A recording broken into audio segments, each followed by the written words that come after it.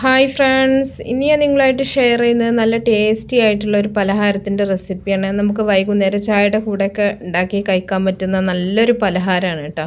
എല്ലാവർക്കും ഒരുപാട് ഇഷ്ടപ്പെടും. അപ്പോൾ ഇതെങ്ങനെ ചെയ്യുന്നത് നോക്കിയാലോ.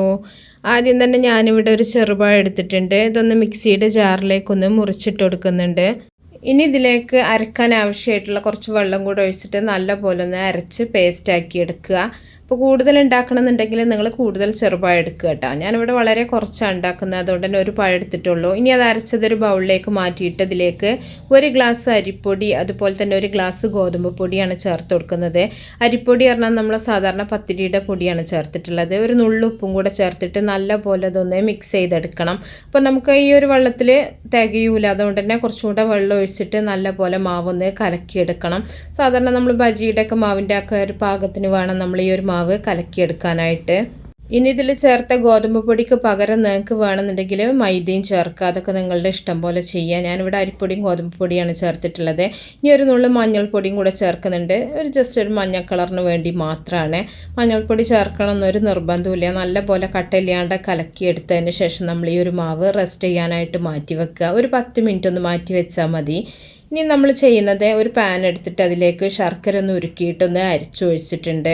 ഞാനിവിടെ 2 അച്ച് ശർക്കര കുറച്ച് വെള്ളത്തിലൊന്ന് ഉരുക്കിയെടുത്തിട്ടുള്ളതാണ്. ഇനി ഇതിലേക്ക് ഒരു കപ്പ് തേങ്ങ ചിരകിയതും കൂടെ ചേർത്ത് കൊടുക്കുന്നുണ്ട്. തേങ്ങയൊക്കെ കൂടുതൽ ചേർക്കണം എന്നുണ്ടെങ്കിൽ നിങ്ങൾക്ക് കൂടുതൽ ചേർക്കാം കേട്ടോ. അങ്ങനെ പ്രത്യേകിച്ച് അളവൊന്നുമില്ല.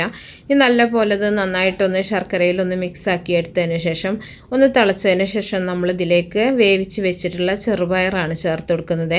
ഒരു നുള്ളു ഉപ്പ് ചേർത്തിട്ട് നല്ലപോലെ വേവിച്ചെടുത്തിട്ടുള്ള ചെറുപയറാണ്. വെള്ളമൊന്നും ഇല്ലാണ്ട് വേണം നമ്മൾ ചെറുപയർ വേവിച്ച് വറ്റിച്ചെടുക്കാൻ വേണ്ടിയിട്ട്. വെള്ളം ഉണ്ടായിട്ടുണ്ടെന്നുണ്ടെങ്കിൽ അത് മുഴുവൻ വറ്റിച്ചെടുക്കണം കേട്ടോ. ഇല്ലയെന്നുണ്ടെങ്കിൽ നമുക്കിതിങ്ങനെ ഉരുട്ടിയെടുക്കാനൊക്കെ ബുദ്ധിമുട്ടായിരിക്കും.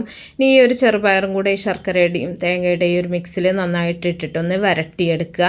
അതിനുശേഷം കുറച്ച് ഏലക്കാപ്പൊടിയും കൂടെ ചേർക്കുന്നുണ്ട്. ഏലക്കൊക്കെ നിങ്ങളുടെ ഫ്ലേവറിനനുസരിച്ചിട്ട് വേണം ചേർക്കാനായിട്ട്. ഇനി നല്ലപോലെ മിക്സ് ചെയ്തിട്ട് തീ ഓഫ് ചെയ്തിട്ട് ചൂടാറാനായിട്ട് നമ്മൾ മാറ്റി വെക്കുന്നുണ്ട്.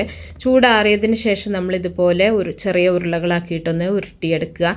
ചെറുതോ വലുതോ നിങ്ങളുടെ ഇഷ്ടം പോലെ ചെയ്യുക. അതിനുശേഷം നമ്മൾ നേരത്തെ കലക്കി വെച്ചിട്ടുള്ള മാവിൽ ഓരോ ഉരുള ചെറുപയറുടെ ആ ഒരു മിക്സ് നമ്മളിതിൽ മുക്കിയെടുത്തിട്ട് ചൂടായിട്ടുള്ള വെളിച്ചെണ്ണയിലോ ഓയിലോ നമ്മളിത് ഫ്രൈ ചെയ്തെടുക്കുകയാണ് ചെയ്യുന്നത്. സാധാരണ നമ്മൾ സുഖിയൻ ഉണ്ടാക്കുന്ന പോലെ തന്നെയാണ്. പക്ഷേ നമ്മൾ ഈ ഒരു മുക്കിയെടുത്ത ഈ ഒരു മാവിൽ നല്ല വ്യത്യാസമുണ്ട്, ടേസ്റ്റിലും നല്ല വ്യത്യാസമുണ്ട്. പഴത്തിൻ്റെ ആ ഒരു ടേസ്റ്റും അതുപോലെ അരിപ്പൊടി ഉള്ളത് കാരണം തന്നെ നല്ല മൊരിഞ്ഞിട്ടായിരിക്കും ഇത് ഉണ്ടാവുക. അപ്പോൾ എല്ലാവരും ഒന്ന് ട്രൈ ചെയ്ത് നോക്കുക കേട്ടോ. തിരിച്ചും മറിച്ചൊക്കെ ഇട്ടിട്ട് നല്ല പോലെ നമുക്കിതൊന്ന് ഫ്രൈ ആക്കി എടുക്കുക. നല്ല ചൂടായിട്ടുള്ള ഓയിൽ തന്നെ ഫ്രൈ ചെയ്തെടുക്കുക. അപ്പോൾ ഒട്ടും തന്നെ എണ്ണയൊന്നും കുടിക്കൂല. നല്ല ഇട്ട് മൊരിഞ്ഞതിന് ശേഷം നമുക്കത് ഓയിലിൽ നിന്ന് കോരി മാറ്റാം. ഇത്രയേ ഉള്ളൂ. എല്ലാവരും ട്രൈ ചെയ്ത് നോക്കുക. ഇഷ്ടപ്പെട്ടാൽ തീർച്ചയായിട്ടും നിങ്ങൾ ലൈക്ക് ചെയ്യുക, ഷെയർ ചെയ്യുക, മാക്സിമം സപ്പോർട്ട് ചെയ്യുക. അപ്പോൾ നല്ല റെസിപ്പികളൊക്കെ ആയിട്ട് നമുക്ക് അടുത്തൊരു വീഡിയോയിൽ കാണാം. ഓക്കേ.